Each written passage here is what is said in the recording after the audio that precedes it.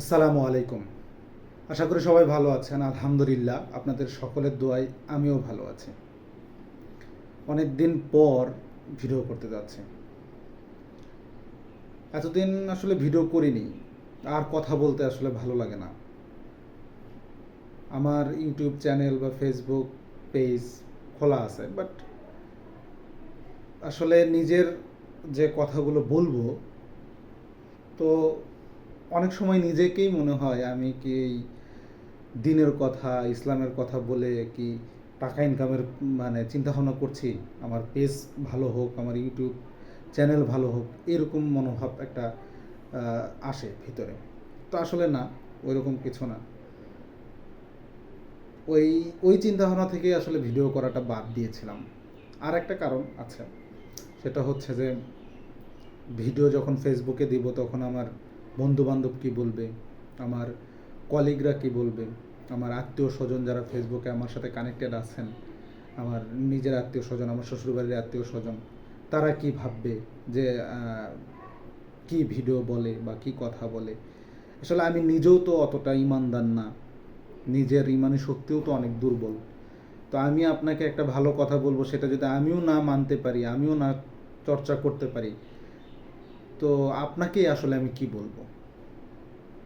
তো এইরকম অনেক বেশ কয়েকটা কারণ ছিল, যেগুলো কারণ মাথায় নিয়ে ভিডিও থেকে অনেক দূরে চলে গিয়েছিলাম, কথা বলা থেকে অনেক দূরে চলে গিয়েছিলাম। তবে বেশ কিছুদিন যাবৎ ভাবতেছিলাম যে কথা বলা শুরু করা যায়। কিছু ভিতরের যে কথাগুলো আছে, যেগুলো চিন্তাভাবনা মাথায় আসে, সেগুলো যদি আপনাদের সাথে শেয়ার করতে পারি, তাহলে হয়তোবা আমার জন্য নিজেকে একটু হালকা মনে হবে। আর পাশাপাশি আমার যে চিন্তাধারা, সেটা আপনাদেরকে আমি জানাতে পারলাম। তো এইটা থেকেও একটা ভালো কথা মাথায় আসে, সেটা হচ্ছে যে আমাদের বর্তমানে যে সোশ্যাল মিডিয়া এতটাই ইয়ে হয়ে গেছে, যে আমি আমার যে চিন্তাভাবনা বা আমার কোথায় যাচ্ছি, কোথায় ঘুরতে যাচ্ছি, সেগুলোতে ভিডিও দিব, আমি কি করছি, আমার আশেপাশে কি ঘটছে, সেগুলোর কথা বলবো আপনাদের সাথে। আলটিমেটলি দেখবো যে এইগুলো নিয়ে আমার সম্পর্কে আপনারা জেনে যাচ্ছেন। তো আসলে নিজেকে না আর মানুষের কাছে আসলে জানাইতে ইচ্ছা হয় না। মনে হয় যে কোথাও হারিয়ে যাই, কোথাও হারিয়ে যাই, যেখানে কোনো পেরেশানি থাকবে না, নিরিবিলি পরিবেশ, আল্লাহর ইবাদত করা যাবে। তো এরকম একটা পরিবেশ, কিন্তু আসলে বাস্তবে তো সেটা পসিবল না। আমরা তো একটা র্যাট রেসের মধ্যে পড়ে গেছি। এই র্যাট রেসে আমার দাদা, বাবা, আমি, আমার সন্তান, তার সন্তান, এইভাবেই এই র্যাট রেসটা চলতেছে। তো বাই দ্য ওয়ে, আমি সামারিই টানলাম অনেকক্ষণ। আমি আজকের যে মেইন মোটিভ, নর্মালি আমরা এই টাইপের ভিডিও আসলে দেখি না, স্কিপ করে চলে যাই, ভালো লাগে না। আমারই তো অনেক জ্ঞান, আবার কে আমাকে জ্ঞান দিবে, তো এইরকম একটা মনোভাব থাকে। তো আমি যে বিষয়টা নিয়ে কথা বলার জন্য আসলে ভিডিওটা শুরু করলাম, সেটা হচ্ছে যে আমরা নর্মালি যে নামাজ পড়ি, সে নামাজে 5 ওয়াক্ত নামাজে 4 ওয়াক্ত, 5 ওয়াক্ত নামাজ আমরা পড়ি। এবার তো 4 রাকাত নামাজ পড়তে মিনিমাম আপনার কয় মিনিট সময় লাগবে? 4 রাকাত নামাজ আপনি কি 4 মিনিটের মধ্যে পড়তে পারবেন? যদি 4 রাকাত নামাজ আপনি 4 মিনিটের মধ্যে পড়তে পারেন, তাহলে আপনার পার রাকাতে 1 মিনিট করে সময় লাগতেছে। 1 মিনিটের ভিতরে আপনাকে কয়টা কাজ করতে হচ্ছে? প্রথমে তাকবীরে তাহরিমা বাঁধতে হচ্ছে, সানা পড়তে হচ্ছে, তারপরে সূরা ফাতিহা পড়ছেন, তার সাথে আর একটা সূরা পড়ছেন, তারপরে আপনি রুকুতে যাচ্ছেন, রুকুর 3টা তাসবিহ পড়তেছেন, রুকু থেকে উঠে দোয়া করতেছেন, আবার আপনি সেজদাতে যাচ্ছেন, 2টা সেজদা করতেছেন, 2 সেজদার মাঝখানেও একটা দোয়া আছে। তো আমার তো মনে হয় না, আমার স্বল্প জ্ঞানে, যে 1 মিনিটে এই যে ক্রাইটেরিয়াটা আমি বললাম, নামাজের তো এর বেশি বা এর কম আপনি করতে পারবেন না। তো এইটা করতে 1 মিনিট, আসলে 1 মিনিটের ভিতর আসলে হয় না, আমার হয় না। আপনাদের কিভাবে হয় সেটা আমি বুঝি না।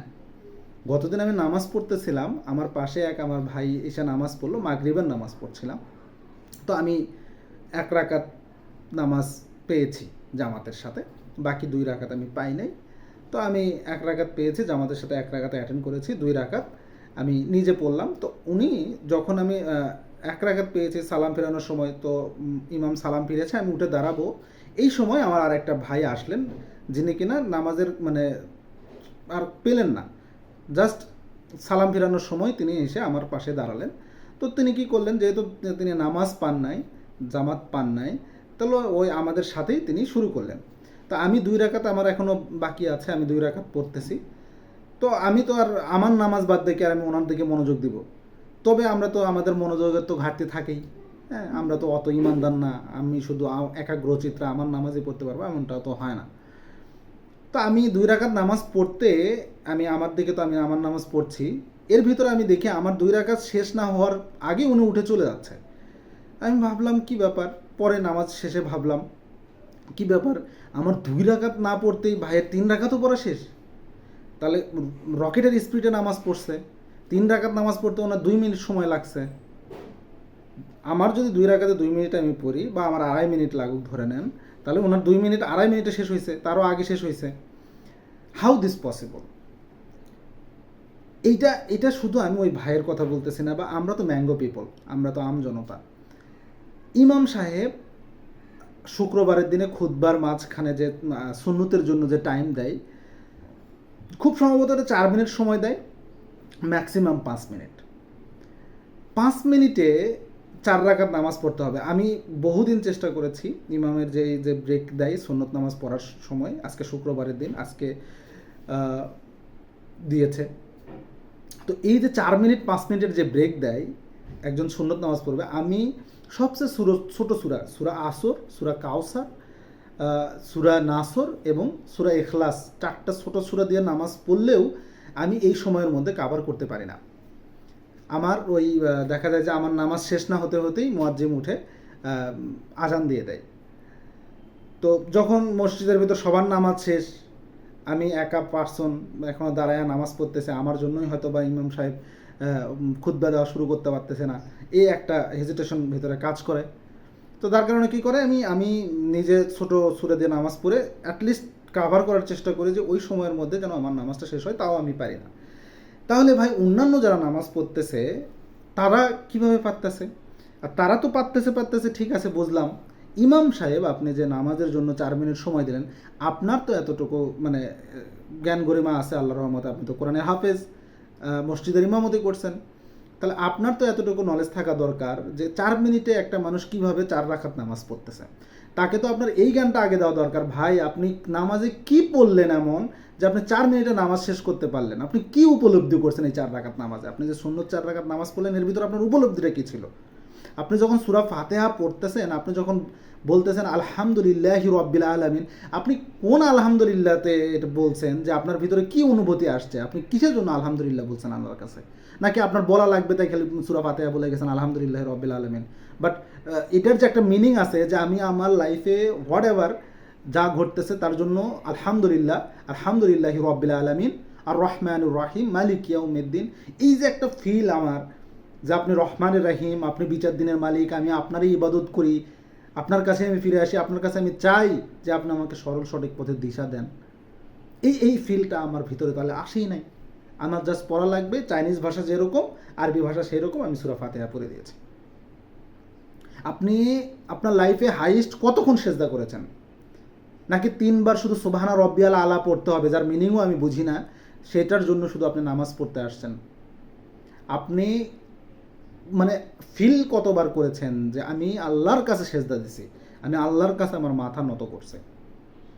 এই ফিলটা না আসলে ভাই আসলে আমাদের ইবাদত, মানে আমি নিজেও তো আসলে অধম, আমি আপনাদেরকে আসলে কি জ্ঞান দিব? জ্ঞান দেওয়ার আসলে কোনো উদ্দেশ্য নাই ভাই, জাস্ট আমার ফিলিং শেয়ার করলাম। আর এখন থেকে ভিডিও শুরু করেছি, ইনশাল্লাহ ভিডিও দিব, ভিডিও করব, আমার অভিব্যক্তি, আমার চিন্তা ভাবনা, ইসলাম সম্পর্কে 2-1টা কথা বলবো। পাশাপাশি আমি তো ভাই মাদ্রাসার স্টুডেন্ট না, অ্যাজ ইউজুয়াল জেনারেল স্টুডেন্ট, কথা বলবো, যদি ভুল ত্রুটি হয়ে থাকে তাহলে আমাকে ক্ষমা সুন্দর দৃষ্টিতে দেখবেন। ভালো থাকবেন, সুস্থ থাকবেন, এই কামনায় আজকের মতো এখানেই ইতি টানলাম। আসসালামু আলাইকুম ওয়া রাহমাতুল্লাহি ওয়া বারাকাতুহু।